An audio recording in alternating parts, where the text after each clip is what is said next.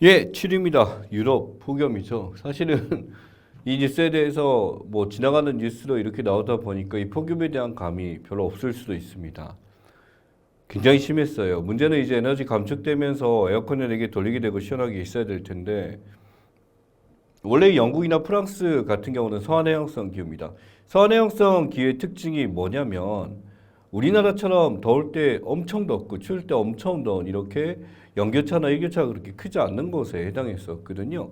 근데 이 더위 자체가 굉장히 커지게 됐습니다. 또한 이 지역 같은 경우는 이제 나름대로 이제 고온 건조 이제 나타나기 시작하면서 여름 같은 경우 이 다습이 아니에요. 습기가 그렇게 많은 편이 아니기 때문에 온도가 좀 올라가더라도 이제 체감하는 것은 그렇게 높지 않았었는데 이 선을 넘어버린 거죠. 온도 보시면 40도가 넘었습니다. 이렇게 되게 되면 사람이 견디기 힘들어지겠죠. 문제는 이렇게 영국도 있고 프랑스 같은 경우도 이제 아리백부터 시작해서 이제 환경에 대한 생각을 하다 보니 원자로에 대해서 원자력 발전소를 돌리는 양이 파리 자체는 또 굉장히 많습니다. 근데 이제 온도가 높아지게 되면 이 주변의 강물이나 이걸 갖고 냉각수로 쓰기 시작하는데 문제는 이제 날씨가 더워지다 보니까 수온도 높아지니 냉각이 되지 않는 거죠. 그러다 보니 이런 원자력 발전을 멈출 수밖에 없게 되는 상황이 오다 보니까 이러한 폭염이 매우 큰 사건으로 다가가게 된 것 중에 하나입니다. 결국 이 에너지 소비 자체가 너무나 커지고 거기다 우크라이나 전쟁까지 같이 겹치게 됨으로써 이쪽이 천연가스나 석유에 대한 수급이 제대로 안 되기 때문에 폭염과 맞물려 굉장히 큰 사건이 있었죠. 영국 역사상 최고 기록이 40.3도입니다. 우리나라도 이제 뭐 데프리카라 부르나요? 대구에서도 이제 40도 육박하는 거기까지 올라간 적이 있었습니다만 이 유럽은 전적 자체가 지금 이렇게 됐었기 때문에 이게 7월 19일입니다만 지금은 이제 좀 바뀌었는데 그 당시에 굉장히 심각했죠. 열파 자체가 6월 달 같은 경우도 이렇게 높아졌습니다. 6월부터 7월까지 계속된 거예요. 이런 더위가 독일 같은 경우 베를린 37도까지 올라오게 되고 여기 보면 사하라 사막 위에 뜨거운 공기라고 하는데 이 사하라 사막에 있는 열대가 아니라 이 건조 고기압이죠. 이 건조 고기압이 사하라 상공에 있는 고기압이 사이즈가 커집니다. 사이즈가 커지면은 이 사이즈가 커져서 여기를 덮치게 될 경우 여기는 사막과 비슷한 기후가 되는 거예요. 그래서 이 지중해 일대 같은 경우는 여름이 되게 되면 굉장한 고온 건조를 겪게 되는데 사막과 같은 날씨다 보니까 이렇게 되고 그래서 기르는 작물들의 특징들을 보게 되면 이게 수목 농업이라고 하죠. 이런 여름에 굉장히 건조한 기구를 이제 건조한 그 기후를 견뎌낼 수 있는 작물들 그래서 껍데기가 두껍고 굉장히 수분이 많은 음식들 포도라든지 올리브라든지 이런 걸 주로 기르는 게 그러한 이유기도 합니다. 그래서 이 뜨거운 공기가 올라왔는데 어디까지? 독일까지 올라온 거예요. 보통 지중해만 덮치게 되는데 이까지 올라오다 보니까 온도 자체가 말도 안 되는 상황까지 이렇게 올라갔습니다. 음, 보통은 이제 저는 이제 수업 때문에 겨울에 유럽을 간 게 훨씬 더 많은데 여름에 간 적도 있습니다만 덥습니다. 정말 덥고요. 우리나라 얼음을 많이 먹잖아요. 얼음을 파는 데가 별로 없어요. 그래서 이제 찾아가지고 어떤 뭐 얼음이 나오는 그런데 이런 데가 아니라 무슨 아이스 아메리카노에 얼음 넣어준 데 있잖아요. 그런 데 억지로 와서 먹는데 생각보다 시원한 걸 파는 데가 별로 없었던 게 되게 기억이 납니다. 근데 덥지만 잘 견디죠. 근데 이쪽 사람들은 더 심해요. 그래서 이제 이러다 보니까 그것보다 온도가 더 올라가는 상황이고 이렇다 보니 굉장히 큰 일이 겪게 된 거죠. 그러다 보니까 이제 온실가스 감축 목표가 지금 있어서 나름대로 이제 이걸 줄이고자 원자력이라든지 천연을 돌리게 됐었는데 쉽지가 않았죠. 그래서 26에서 28%, 50에서 50% 감소한다라고 하게 되고요. 사실 이게 국가적 차원에서도 중요하지만 기업적 차원에서도 매우 중요하죠. 그래서 탄소 배출량 감축 목표를 달성하기 위해서 굉장히 노력하고 있고 우리는 이제 추가 상향까지 고려할 정도로 한국은 나름대로 많이 바뀌고 있습니다. 역시 이제 일본도 굉장히 높게 이제 바뀌게 있는 것 중에 하나고 이유나 이런 데도 있습니다만 중국은 탄소 중립까지 가겠다라고 지금 목표를 제하긴 했죠. 중국 굉장히 강력하게 하고 있습니다. 중국이 이제 오염물질 많이 보낸다 이렇게 생각할 수도 있겠지만 내부적으로 굉장히 통제하고 있고 이것을 막고자 애쓰고 있는 것은 사실입니다. 그래서 황사에 대한 먼지가 이쪽에 다 온다라고 생각하기도 쉬운데 그러기에는 지금 중국 많이 깨끗해진 상황이에요. 이게 중국인의 어떤 시민성으로 됐다라기보다는 정부에 대한 통제가 굉장히 강력합니다. 그러다 보니까 나름대로 이제 맑은 날씨를 가지고 있고 예, 그렇다고 합니다. 그래서 이제 지금 이러한 것들이 돼서 예전에 아리백이라 그래서 어느 정도 줄이는 게 아니라 이제는 제로 웨이스트까지 가야 된다라는 걸로 지금 목표치가 바뀌고 있죠. 이게 어떻게 보면 미래 세대에게 줄 수 있는 우리가 이제 큰 선물이 될 거기 때문에 당연히 신경 써야 될 부분이 아닐까라고 생각합니다. 이게 북미 서부로 친 열돔이라고 해요. 우리가 히트아일랜드라고 그래서 열섬 현상이라고 부르죠. 도시 지역의 일부가 주변에 있는 어떤 농촌 지역이나 어촌 지역보다 온도가 높게 되는 현상. 바로 뭐냐면 내부에 이제 포장도 많이 된 데다가 이게 증발 잘 안 되고 이 열 자체가 이 안에서 고여 있는 이런 현상이죠. 또한 자동차라든지 건물에서 나오는 수많은 열들 때문에 도시 지역이 높아지게 되는데 이건 그거하고 규모가 다릅니다. 이 제트 길이가 북쪽에 위치하게 돼서 이렇게 되다 보니까 위로 팽창을 하게 되고 이 고기압이 떨어지게 됨으로써 하나의 돔처럼 열대 기후와 같은 굉장히 더운 기후가 형성되게 되죠. 근데 이러한 뜨거운 공기가 바깥으로 탈출하고 나가야 되는데 고기압이 밀어버립니다. 어떻게? 이렇게 그 뜨거운 공기가 나가지 못하도록 밀게 됨으로써 이 공기가 이 안에 밑에 쌓여버리는 이런 현상을 겪게 되죠. 우리나라 같은 경우 이제 기온 역전 현상이라고 그래서 당연히 아래로 올수록 온도가 차가워야 되는데 이 도시에서 어떤 열들의 이게 많다 보니까 오히려 하부에 있는 도시 근교가 온도가 높아지는 그런 현상도 있습니다만 이건 아예 고기압 자체를 통해서 완전히 늘어버리기 때문에 열돔 현상은 이 자체가 이 뜨거운 공기가 이 안에서 맴돌게 되면서 온도를 높이는 현상을 이야기하게 됩니다. 이게 북미 서부 쪽에 덮치게 되면서 굉장히 심했습니다만 파리 역시 프랑스나 이쪽에서도 똑같은 영향을 받게 됐죠. 그러니 사하라 고기압부터 시작해서 열돔까지 같이 겹치게 되다 보니 말도 안 되는 폭염이 있었습니다.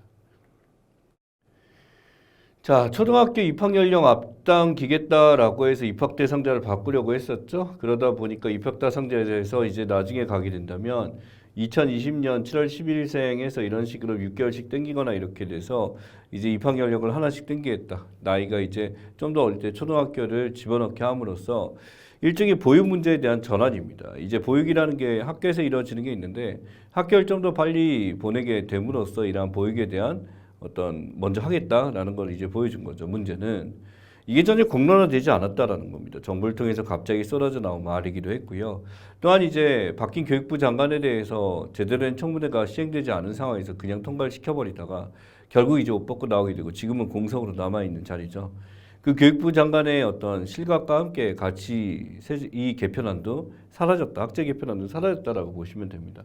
결국 원위치로 돌아갔고 갑자기 이렇게 깜짝스럽게 이런 제안이 나온 것에 대해서 실제 현장에 있는 사람들에 대한 의견을 수렴하고 학부모들에 대한 얘기를 분명히 들어봤었어야 되는데 이게 없었다라는 게 좀 아쉬운 점이긴 하죠. 그래서 이게 무조건 틀렸다라는 것은 아닙니다. 그러니까 제도 자체를 만들어냈을 때 이 제도도 당연히 합리적인 이유는 존재해요. 근데 이러한 제도가 국가 시민들 간의 담론이나 소통을 통해서 만들어졌냐 그게 가장 큰 핵심이죠. 갑작스럽게 이렇게 어떤 이제 아이디어를 가지고 있는 데서 교육은 국가지 대계라고 부르는 것 중에 하나인데 이것이 이런 식으로 바뀌게 된다라고 하면 굉장히 충격이 클 수도 있겠죠. 또한 이 자진사퇴 촉구한다 이렇게 해서 실제 자진사퇴를 했습니다만 논문 가로채기 너무 표절이죠. 그다음에 생기부 첨사 컨설팅까지 나왔는데 다른 것들은 뭐 다른 이 생기부 첨사 컨설팅 이 사람 말고 다른 사람도 받아보니까 그렇다 칩시다. 바로 위에 있는 거죠. 연구부정 논문 표절입니다. 제자 논문 가로채기 많은 사례 아닙니다만 실제로 있는 것 중에 하나인데 문제는 이게 같은 교수님들 입장에서 보기 너무나도 부끄러운 행위인데 이 사람이 이 교육부의 수장을 맡고 있다라는 것은 더 가당찮은 얘기다라는 거죠.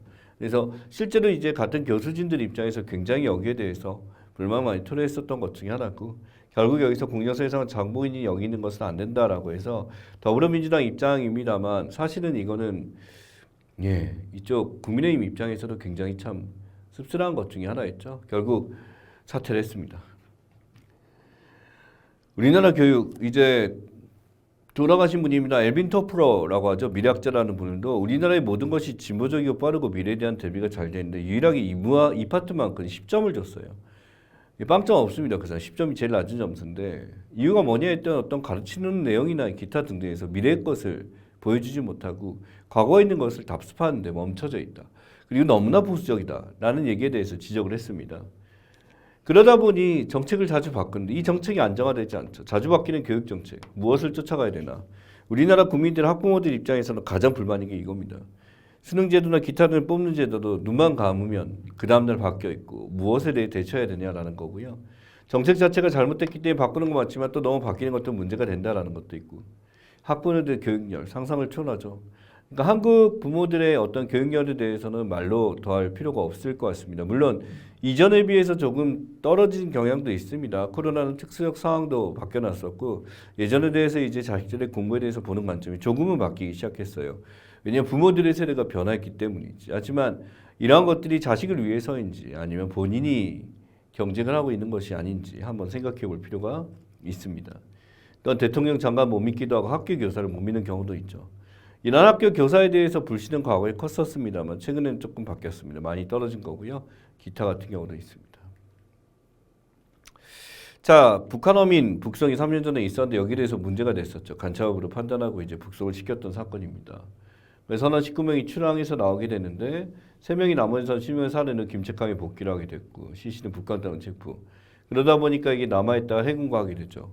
바로 이 두 사람이 그러한 선원들을 다 죽인 사람이었고 NL넘어 남하를 하게 되니까 이 사람이 건물에서 귀순이 양서에 서명을 하게 됩니다. 문제는 범죄자들이죠.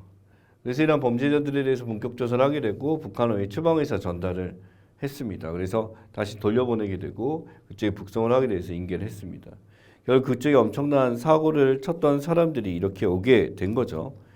근데 이러한 흉악범이죠. 살인을 저지르고 이런 사람들이 국가에 왔었을 때 우리나라 국가의 안위를 위해서 이런 사람 받는 게 맞느냐라는 얘기를 할 수도 있습니다. 또한 이러한 것들에 대해서 이제 사실은 이게 민간에 알려지거나 이렇게 되기에는 굉장히 민감한 얘기기도 하죠. 그래서 북한에 대해서 사람들한테 기순이나 이런 것들에 대해서는 조심해야 되는 것 중에 하나인데 이러한 것들이 어떤 인권 탄압이다 이렇게 공격된 사례도 있기 때문에 그렇습니다. 이들이 넘어온 게 얘네들 북방 한계선이라고 부르죠. 북방 한계선은 우리가 북쪽으로 갈 수 있는 제일 끝 서해 5도를 연합해서 이제 이 위쪽의 라인으로 이제 연결된 부분이 이 중간선을 이야기하고 있습니다. 결국 이쪽에서는 북방 한계선이기 때문에 가끔씩 북한 어선들이 등장하게 되면 충돌이 이제 가끔씩 일어나는 지역 중에 하나죠. 그래서 이 서해도 파트에서 지금 보게 되면 연평도하고 이렇게 돼서 안에 북방 한계선 이렇게 그려져 있습니다. 그래서 이 선을 넘어가게 되면 안 되는데 반대로 북한에서 들어오게 되면 이것도 문제가 되는 거고 월경이 되는 거죠. 그래서 이쪽에 대해서 이제 여러 가지 이제 관리가 이루어집니다만 연평도 실전공무원 피격 사망도 이쪽에서 있었다라고 지금 있죠. 그래서 이렇게 북주장 서해 경비 개선하고 우리의 경비선하고 조금 차이가 있는 게 확실히 보이죠. 결국 영해에 대해서 이제 어디를 더 가져가냐라는 거기 때문에 이런 충돌이 있습니다. 자, 이 보면 문재인 정부 인사들의 발언입니다. 희대 엽기살인마, 기순의사 없었고 엽기살인에 대해서 이것을 회피하고자 왔었다라고 하는데 사실의 논란이다라고 이제 나오고 있고요.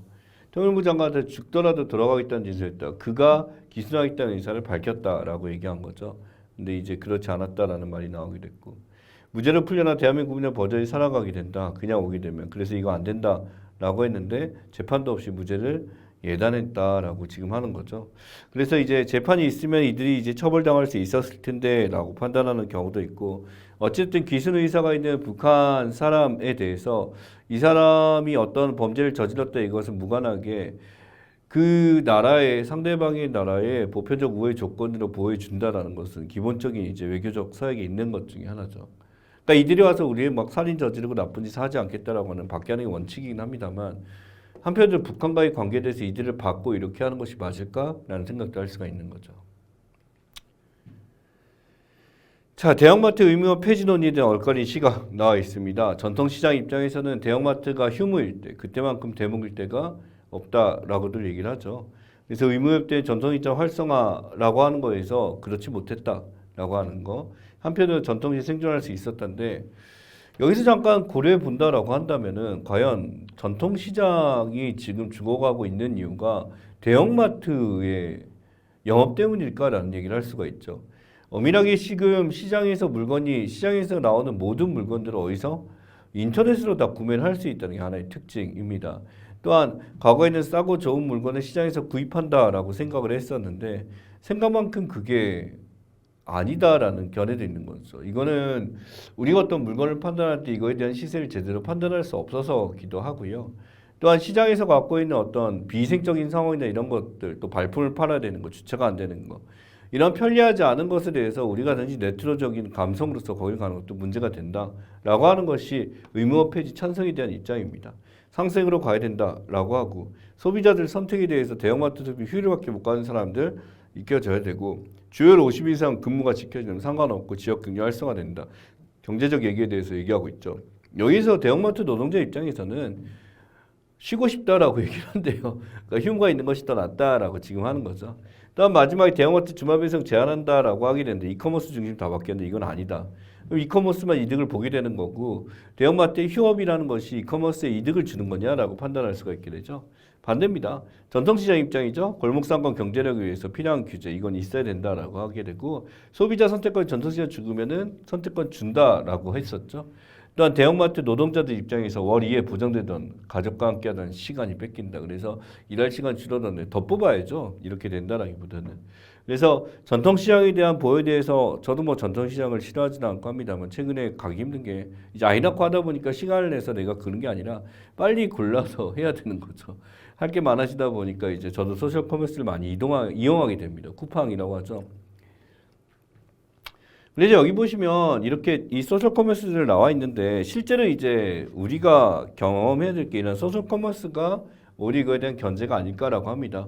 1세대 SNSP 2세대 그다음에 1세대 소셜 커머스 지금 나와 있죠. 티몬 쿠팡 UMF인데 지금 다 살아남아 있습니다. 그룹폰만 망가지고. 근데 뭐 오픈마켓들 보게 되면 지마크 옥션 뭐 그 11번가 지금 있습니다만 지금 이제 통합이나 합병되면서 이름만 유지하는 경우가 많이 있고 지마크도 이제 신세계 쪽으로 갔죠. 옥션 같은 경우도 다 인수가 된 상황입니다. 그래서 이쪽에서 관리하는 것이 이제 네이버나 또 다른 이제 어떤 이제 오픈 플랫폼 카카오라든지 이런 쪽이 다 들어가 있는 상황이다라고 볼 수가 있습니다. 아마 다 써보셨을 거예요. 저 같은 경우는 이제 온라인 쇼핑에 대해서 이제 뭐 비용에 대해서 집 앞에 새벽이 되면 그게 와 있는 것을 이제는 포기하기가 어렵더라고요. 그래서 어딘가를 이동해서 갔다 올 만큼 시간적 여유도 많지도 않고요. 대형마트 히어리스 점퍼스입니다. 롯데마트 같은 경우 협 점퍼 22개 30일씩, 이마트 37일, 39일, 총합 106일입니다. 근데 보시면 온라인 쇼핑몰에 비해서 대형마트 3사는 마이너스를 차지하고 있죠. 바로 이겁니다. 실제 대형마트가 이렇게 영업을 하고 있어서 매출이 지금 떨어진 상황이고요. 보다시피 온라인 쇼핑으로는 34%까지 굉장히 상승한 상황이라 이 대형마트 휴업을 이제 폐지하는 것은 어떻게 보면 매출이 떨어진 데까지 이렇게까지 하게 되면서 이걸 전통시장을 위해서 하는 것이 맞는가라는 그런 이야기를 하고 있는 거죠. 자, 국민의힘 비대위 명단인데 지금 여기서 나와 있는 비대위가 지금 끝났습니다. 예, 끝났고요. 여기 지금 이제 권성동 원내대표가 비대위 임시로 지금 대표를 맡고 있고 여기서 추석 전까지 이제 비대위를 구성하겠다라고 이제 말했었고 발표를 지켜봐야 되는 것 중에 하나입니다. 올 해체가 이루어졌죠. 올 해체가 이루어지게 된 게 바로 이제 이준석 뭐 이제 당대표라고 해야 되나요? 전 당대표라고 해야 되나? 이 사람의 가처분 신청 때문에 그렇고 똑같이 이제 권성동 원내대표가 비대위를 이제 다시 구성하는데 이 사람이 맞는 것도 문제가 있다라고 해서 가처분 신청이 들어간 상황입니다. 가처분 신청이 들어간다라는 것은요, 이준석 입장에서 이게 억지를 부린다라기보다는 이게 법적으로는 당연히 맞는 거기 때문에 했을 뿐이에요. 결과가 나온 것도 충분히 예측 가능하기 때문에 그리고 본인이 팽당한 거에 대해서 굉장히 화가 났기 때문에 진행되는 건 분명합니다. 하지만 이쪽에서 보여주는 모습은 그거 이상으로 정말 마이너스죠. 정권을 잡았습니다. 여당이 됐죠. 여당이 됐으면 그런 여당의 역할을 해야 되는데 이제는 대통령과 누가 친분이 더 있냐라는 걸 통해서 이제 판단을 하고 하는 것들 자체가 어떻게 보면 굉장히 개탄스러운 일이 아닐까라고 생각을 합니다. 또한 대통령 행정부에서 지금 일할 사람도 제대로 꾸려지지 않은 상황인데 대부분도 꾸려진 사람들은 검찰 출신들이 이제 대부분 다 있고 이들도 검찰이죠. 검찰 판사 이렇게 돼 있고 하는데 참 이게 어떻게 보면은 친분으로 이루어진 게 아닌가 싶기도 합니다. 네. 이준석입니다. 인핵간의 핵심 2010년 선명의 후보는 삼성 간호 3명의 성을 모셨던 노비들에서 장재원, 권선동 이제 둘을 이제 견제를 해서 이야기한 것 중에 하나죠. 결국 이렇게 공격받다 보니까 이제 둘이 서로 옹호를 하게 되면서 지금 나타나게 되고 있는데 가처분 통과되면서 가처분이 이제 인용되면서 결국 비대위는 해체되게 됐고 이외의 상황은 좀 더 지켜봐야 될 상황입니다만 이준석 입장에서는 지금 굉장히 뭐 나름대로 이제 더 이야기할 수 있는 동력을 얻었다라고 볼 수 있는 거죠. 그래서 이 가처분 신청 인용덤과 인용돼야 된다, 기각돼야 된다, 인용돼야 된다 더 컸었고 실제 인용이 갑작스럽게 발표가 됨으로써 이제 결국 비대위는 해체가 됐습니다. 자, 그래서 여기 보시면은 실제로 이제 구분된 것 중에 하나가 이 친 라인이죠. 친과 이쪽이 되는데 현직 의원 그룹하게 되면 이쪽이 친 라인 되고 혼자 이제 이준석 따로 또 이렇게 있습니다만 선대 본부 그룹에서 이제 윤핵관이라고 부르는 사람들이 여기 지금 나와 있습니다. 법조계에서 전부 다 지금 자리를 다 맡은 사람들이죠. 예. 예, 그렇습니다. 이제 친윤이라고 부르죠. 윤핵관이라는 단어 부정적인 거라고 하니까 친윤, 그다음에 뭐 핵심 관계 호소인 뭐 이렇게도 부르고요. 내가 친하다라는 걸 주장하고 싶어서 이렇게 보고 있습니다. 자, 이스라엘 팔레스타인 살과 무력 충돌 나와 있어요. 여기에 대해서 이제 다양하게 있는데 가자지구 폭격에 대한 이야기입니다만 누구의 입장에서 봐야 되느냐라는 것이 가장 큰 핵심이에요. 사실은 이스라엘 하게 되면 이제 뭐 어렸을 때 탈무드라는 책 보셨죠? 저도 그렇게 읽었고 이스라엘 사람, 팔레스타인 사람, 이슬람 사람은 우리의 적이고 이스라엘 사람 백인은 우리의 편이고 이스라엘은 무엇보다 굉장히 희생을 많이 했었던 사람이고 막 이렇게 표현됩니다만 나이 들면서 알게 되는 것은 워낙 강력한 힘을 이스라엘이 가지고 있고요. 이 가지고 있는 데에 대해서 이들이 공격은 정말 집중포화가 이루어지게 되죠. 이 지도자가 여기 체포됐다라고 하게 되는데 그래서 이스라엘이 여기서 복수를 하겠다라고 하게 됨으로써 가자지구 공격 때리게 되고요. 로켓 발격포 1,100발입니다. 마을이 폭파되죠. 그러다 보니까 이 지역에 사망자 40여 명, 아동이 9명 포함되어 있습니다. 즉, 이 전쟁이나 이러한 테러범과는 아무 관계없는 이런 아이들이 여기서 희생이 됐었고 부상자 400여 명입니다. 네, 오폭의심에서 15명도 사망했다라고 하게 되는데 당연히 이스라엘은 여기서 이란 가자지구에서 우리를 공격했기 때문에 됐었다라고 얘기를 하고 있습니다만 누가 더 강한가라는 거 보면 되죠. 거기 사진 보시면 이스라엘 공습부 공포했던 가자지구 어린이들 잠을 자면서도 폭격 소리가 옆에서 떨어지는 소리가 들리죠. 예, 그렇게 되게 되면 과연 이게 살 수 있을까라는 생각을 지금 해봅니다. 가자지구 폭격 지역을 보게 되면 이 가자지구 건드린 거예요. 이스라엘은 가자지구 폭격해서 여기서 이제 가장 크게 됐었고요. 텔아비브 쪽에 이제 팔레스타인 이스라엘 지하드 이스라엘 폭격이 여기 있었습니다. 그다음에 여기 이슬람 조직원들 19명 체포해서 이렇게 됐었고 그래서 이스라엘 주변을 통해서 여전히 팔레스타인과 이스라엘의 다툼은 현재 진행 중이고 이것을 보여준 이유가 뭐냐면요. 이스라엘도 이제 그 총리를 뽑아야 되죠. 얘네들은 이제 의원 내각제다 보니까 그렇게 하게 될 텐데 이스라엘이 이제 먹히는 게 바로 이 보수주의예요. 보수주의라서 강력하게 어떤 주변인을 통제하고 이런 모습을 보여주면 보여줄수록 그 당에 대한 지지가 늘어나는 게 현실입니다. 그러다 보니까 계속적으로 이렇게 폭격을 자행하면 할수록 점점씩 자기네들의 세력을 더 확장시키는 게 유리하다라고 판단했기 때문에 꼭 이제 총선을 앞둔 데서는 항상 이런 식으로 폭격을 하게 됨으로써 희생양들이 나타나게 되죠.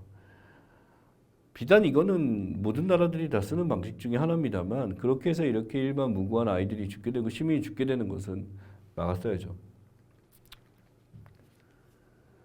자, 여기 보시면 이스라엘 보장 내용입니다. 서한지구에서 정착적 이스라엘 주권 인정하겠다라고 해서 팔레스타인은 독립된 국가 건설하겠다. 그래서 여기서 이렇게 되는데 팔찌 미국의 구상 이스라엘 편파적이다. 왜냐하면 미국을 장악하고 있는 대부분의 핵심 사람들 주이시 유대인들이 굉장히 많잖아요. 그러다 보니까 당연히 다툼이 있을 수밖에 없고 미국이라는 나라가 어떤 유대인을 중심으로 흘러가는 게 굉장히 강하기 때문에 당연히 반발할 수밖에 없다라고 볼 수 있습니다.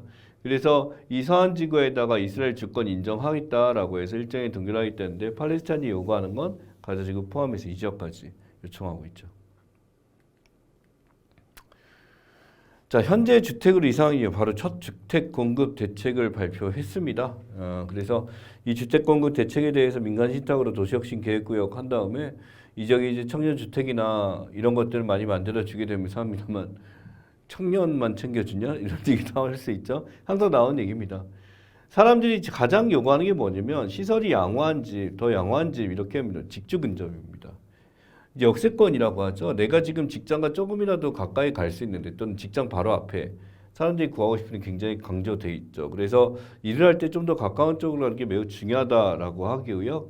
그다음에 현재 주택 내 집 마련이기 때문에 일로 이사했다. 그래서 이게 과반이 압도적으로 넘는 수치를 보여줍니다. 지금 수치상으로 지금 이런 게 과다하게 표현돼서 그렇지 42.1, 30.8, 20.7이에요.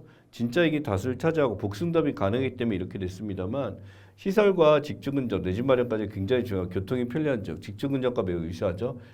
직주 근접이면 직장과 살고 있는 거주지가 가까워야 된다. 직주 거리라고도 표현하죠. 그래서 이런 것도 있고 나머지도 있습니다만 예전에 이 교육 환경에 대한 얘기도 굉장히 많았었는데 이제는 굉장히 떨어진 것 중에 하나죠. 자, 그래서 서울은 컴팩트 시티로서 공간구조 재편 지금 생각하고 있답니다. 그래서 이 직주 근접에 대해서 가까이 사는 건데 컴팩트라는 것은 뭐냐면 정돈된 거 보이시나요? 이렇게 밀집돼 있어서 이렇게 하게 되고 주변에 이제 녹지로 꾸미게 되면서 이걸 정보하는 것을 의미합니다. 일종의 압축적 도시 공간을 만들겠다는데 서울은 이전부터 굉장히 여기에 대해서 노력을 많이 하고 있습니다. 그래서 바꾸려고 하고 있고요. 나머지 지역도 이제 도시나 이제 경기도 일대에서도 많이들 시도되고 있는 것 중에 하나죠. 그래서 이렇게 산촌이라고 하죠. 마을들이 이렇게 떨어지는 형태로 해서 집촌 형태로 모여서 이렇게 정비를 하겠다라는 겁니다.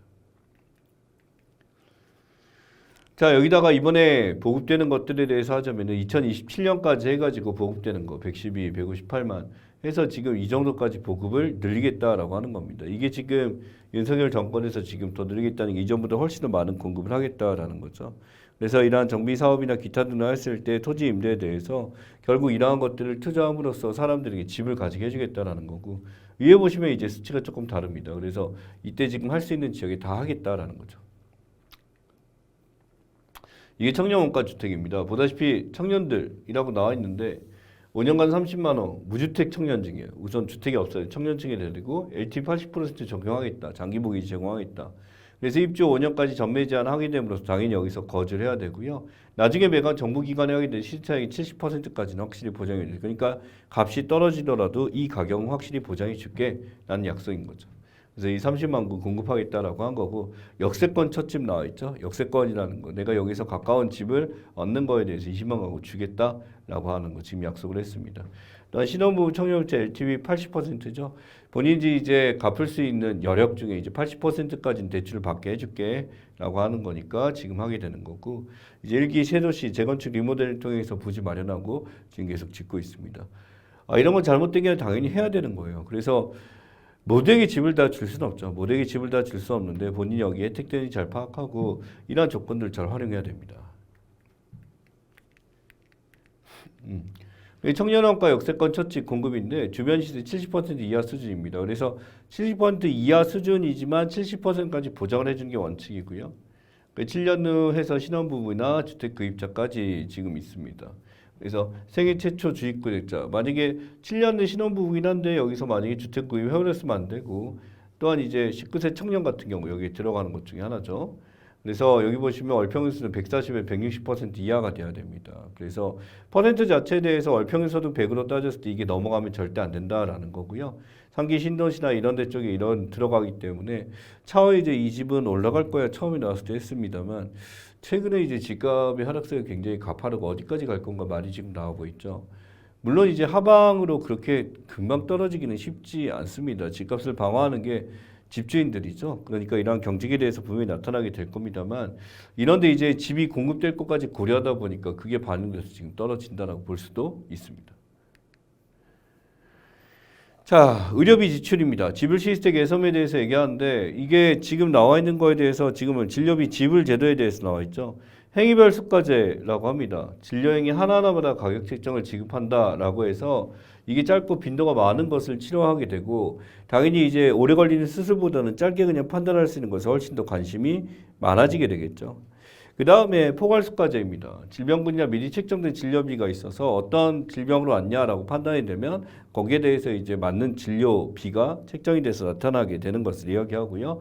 인두제 여기 없습니다만 인두제는 그야말로 맡고 있는 환자 수의 만큼 이제 머리 숫자만큼 이렇게 준다라는 관점이 되고요. 총액계약제입니다. 제공한 서비스에서 예상 비용 그래서 이 의사가 얼만큼 일했냐에 대해서 따지게 되는 겁니다. 진료비 총액을 추계해서 총액을 지급하게 되고 병원마다 진료비 배분한다라는 거죠. 그래서 실제 이제 이것은 처음부터 계획이 돼서 계획만큼만 나가는 거기 때문에 제약이 없어요. 의료보험 돌리기 쉽지만은 과연 이게 맞을까? 이런 식으로 하게 됐을 때 어떤 태만한 근료 같은 것도 태만한 의료 행위도 나타날 수도 있겠죠. 그래서 다양하게 지금 있습니다. 총액과 포괄 같은 경우는 외국에서 많이 하고 있고 의료인 행위별 수가제라고 그래서 하고 있고 4개 진료과에서는 포괄 수가제를 하고 있고 병행해서 쓰고 있습니다. 문제는 이제 신포괄 수가제가 나왔는데 여기서 보자면 포괄 수가 무금도 있고 행멸 수가 건단을 같이 포함해가지고 이렇게 하는 시스템으로 지금 되고 있는데 의사들 입장에서는 당연히 여기서 의견이 분분할 수밖에 없겠죠. 문제는 행위별 수가제는 한 번 할 때마다 비용을 받기 때문에 이제 소위 말하는 진찰 시간은 짧아지는 거예요. 그냥 딱딱딱 하게 되면은 그 행위가 많아질수록 돈을 버는 시스템이니까 이렇게 되는 거죠. 전액 빅4라는 금융 기준에 대해서 나와 있습니다. 요양급여 저격 기준에 대해서 나와 있고 현행 보시면 행위는 불안정 이렇게 나와 있죠. 그래서 실제 이제 여기서 이제 불안정하다 심포괄 역시도 어쩔 수가 없이 불안정하다라고 하는 거. 그러니까 급여 기준에 대해서 동일 적용하니까 이렇게 됩니다만 행위별로 하면 전액 본인 부담이 이루어지게 되는데 심포괄로 하게 되면 급여 본인 일부 부담. 그래서 적당하게 부담된다라고 하게 되는데 개선된 거는 전액 본인 부담입니다. 근데 비급여 됐던 거에 대해서 이제 여전히 비급여로 이렇게 이루어진다. 개선되는 것은. 그러니까 이 비급여에 대해서 너무나 이제 급여를 주게 된다라고 하게 된다면 심포괄에서 이게 말도 안 되는 이제 필요 없는 진료를 많이 신청해서 받는 경우가 많이 발생이 되는 거죠. 그다음에 선발급여 본인 부담 및 급여인데 선발급여로 해서 모든 사람에게 의료급여를 다 주는 것이 아니라 당연히 어떤 제약 조건이 되는 사람한테 맞춰서 주게 되는 거. 증기소득을 기준으로 퍼센트로 해서 주게 되는 거죠. 그리고 이게 보험료 구조입니다. 이 보험료 구조에 대해서 지금 해야 되는데 우리나라 개선 과제들 보시면 실손가입자, 실제 도덕적 해이가 많이 있다. 보험료 세부담 한계로. 그래서 필요 없는 진료나 이런 것들이 굉장히 많아지게 되는 거죠. 그리고 의료인이랑 상관없는 보험료 부담 구조. 그러니까 실제로 이제 이 보험으로서의 가치다라기보다는 필요 없는 거에서 너무나 이게 옵션이 많이 들어가다 보니까 문제가 되고 있다라는 거죠. 그러다 보니까 여기 제도에 대해서 뭔가 좀 변화가 필요하다라고 하는데 개편의 보험료 차등제입니다. 의료 이용량과 관련해서 병원을 많이 간 사람 같은 경우는 당연히 보험료를 높게 책정해야 되고요. 병원을 많이 가지 않은 사람 같은 경우는 낮게 줄 수 있는 그런 제도들에 대해서 이야기하는 거죠. 결국 이게 의료 보험, 이제 건강보험이라는 게 사용량과 무관하게 주는 게 원칙이긴 합니다만 실제 이 사람이 어떻게 썼었고 이런 것들을 관리해야 되는데 자동차 보험 같은 건 그렇게 되고 있죠. 사고를 냈거나 이제 보험에 대한 혜택을 받기 위해서 이제 차등 적용이 이루어지고 있는데 의료보험도 이런 게 필요하다라는 겁니다. 실제 어떤 케이스를 조사해 보니까 기록을 세우신 분인데 병원에서 MRI를 몇 번 찍었냐 했더니 1년 동안 500 몇 번을 찍은 거야. 그럼 하루에도 2번 이상 찍은 건데 뭐지 싶죠. 병실에 계시는 거 아니래요. 건강하신 분이래요. 그러니까 이게 뭐냐면 실제 이제 우리나라 MRI 가장 많이 찍은 사람이 이렇게 조사해 보면 그게 뭐가 되니까 이 급여가 비급여가 아니다 보니까 여기서 혜택을 보게 된 게 그런 케이스다라고 볼 수가 있겠죠. 자, 여기까지가 의료기관에 대한 얘기였고 이유에 대해서는 잠시 쉬었다가 진행하도록 하겠습니다.